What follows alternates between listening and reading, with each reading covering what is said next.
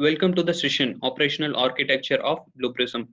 Basically, I've divided the operational architecture into three different categories. One is a development, where a developer role comes into picture. There is a process controller, where control room part comes into picture, and admin, where system admin comes into picture. Each and every role is having a different task within Blue Prism projects.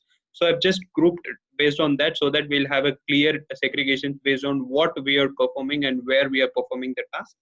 Coming back to the first section, which is the development part, where most of the development task is going to take place, which is basically under a studio tab in Blue Prism.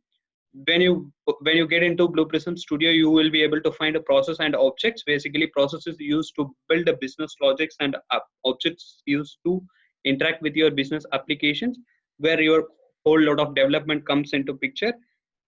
Next, coming back to the controller is a person who is going to control all your process which has been developed.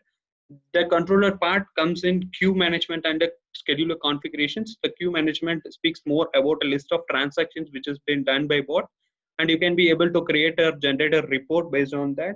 And scheduler is a place where you can configure the bot based on your business requirement, and it can be defined so that you don't need any manual interventions to run the bot. So that's pretty much on more on the controller role. When you go to admin part, even though release is not part of a system tab, I've just grouped under admin because like it is more of an admin role. So release is basically used to export your process and objects grouping releases from one level to higher level, which is development to production. You can create a package, modify package, and export it from lower level, lower environment to higher environment basically, and vice versa. Security is a place where you can define roles and permissions for the users within your environment.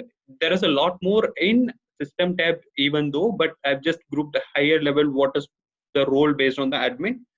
That's this pretty much on the higher level of operational architecture of Blue Prism.